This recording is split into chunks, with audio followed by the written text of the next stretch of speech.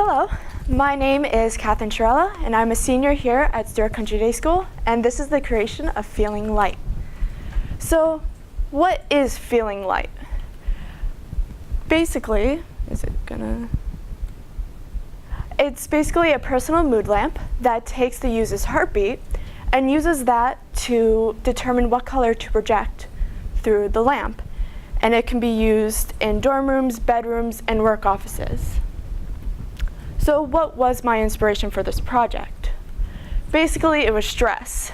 While trying to think of something that I could do for this project, I was getting really stressed and anxious, and I figured that would be the best thing to use as my problem for this project because it affects me and many others personally because I do have ADHD, and that does limit my window of time for completing work, and stress and anxiety were taking up a large amount of it. So I got to work. These are the specific elements that I used for research for this project, like calming colors, specific heartbeat ranges, and the shape of the lamp itself. So next, I figured out what I needed to be able to complete this project. So the hardware materials that I used were an Arduino Uno, which is a microcontroller that can manipulate hardware, a heart rate detector that is compatible with the Arduino, RGB lights, and acrylic for the laser cut design. And the wiring of the Arduino is this, and the hardest part of the wiring is wiring the circuit for the heart rate detector because it was more suitable for permanent circuits, where this is a temporary circuit.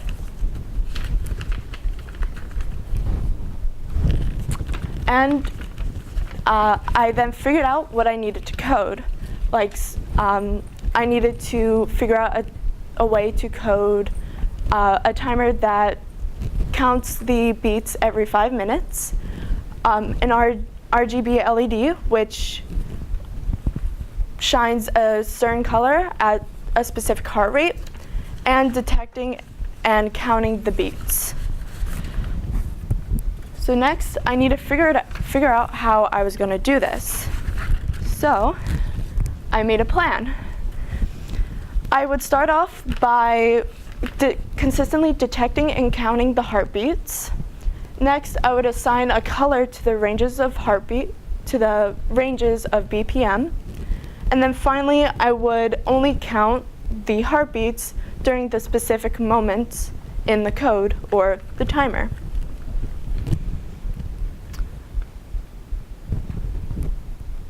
So next, I started completing the code. So I started off with my base codes, or the codes that stayed the same throughout the entire process. And the one on your left is the code for counting, well, not counting, but printing and detecting the heartbeats, where the one on the right is for defining the colors. So next, I worked on counting the beats, and I was able to do this by assigning the variable beat 0, and then having it increase by increments of 1 in the loop method.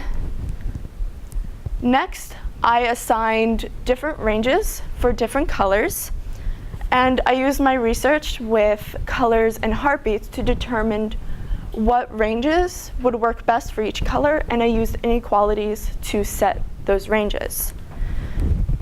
Finally, I worked on adding a timer, and this was by far the hardest part of this project. I first started off with microseconds, and I started by defining a start time and an end time. However, I didn't quite understand it, so I moved on to working with a remainder, so when a specific time was equal to a specific number. However, that didn't quite work how I wanted it to do, so I tried to use intervals of time, but then I realized that the example code that I was looking at didn't quite fit with what I wanted to do. So then from that, I worked with delays, which quickly failed, And then I found the timer library. And what it does is, in the beginning, I define my libraries and variables, and in the void, and in the setup method, it looks for the specific events that trigger the events to happen. So when it hits 5 minutes and when a minute after. So then, this is my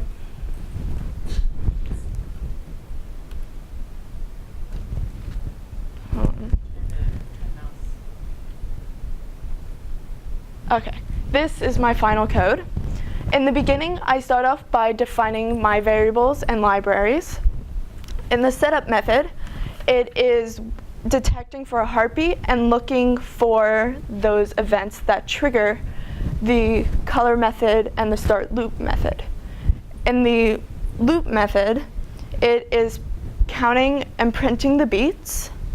In the color method, it is reading the number of beats that have been printed and then shining the light of the specific color.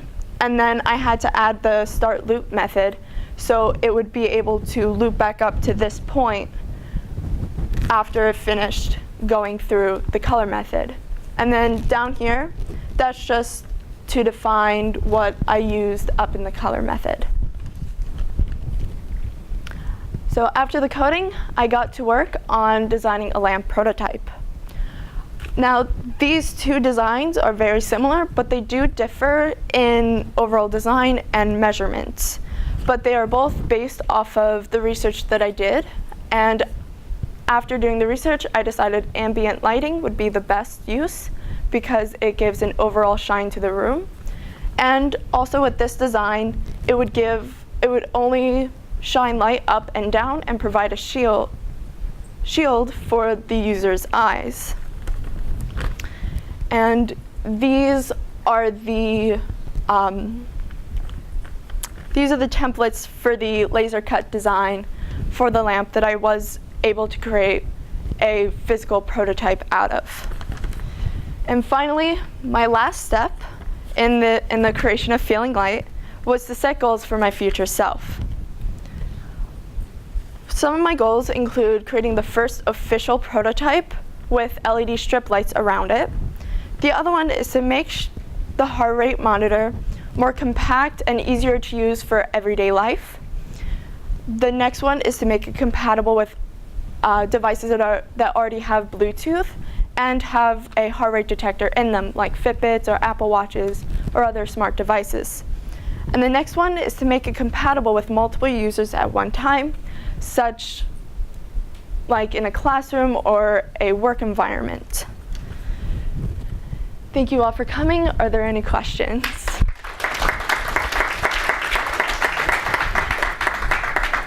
So it's very interesting. You did the whole end-to-end. What was your favorite part? Was it the coding, the planning, the lamp design, the wiring? Well, I am a very hands-on person, so I loved the wiring and I loved the putting together everything. But I have a love-hate relationship with coding because I would spend hours trying to figure out this one thing, think it works, and then it doesn't. But then the feeling of it actually working is like no other. So I basically loved every single part of this project.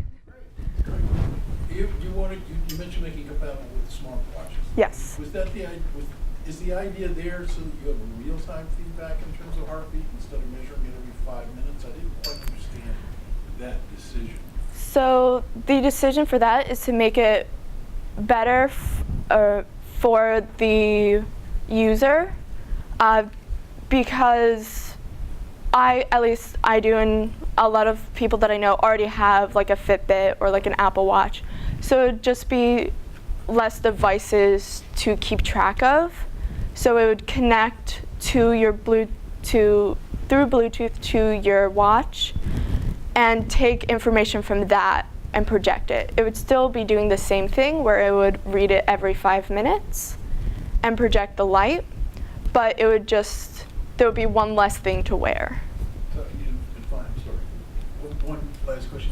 Did you see this, do you conceive of this as like a biofeedback kind of thing? So that you can see what you're experiencing and then perhaps control your reaction to it?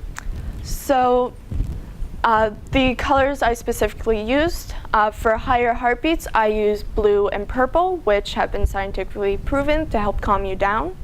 And for the lower heartbeats, I use green, different shades of green, which is also proven to help you focus. So it is more psychological to where it helps the user to stay on track with their work and to not have to do outside methods of calming themselves down. Thank you.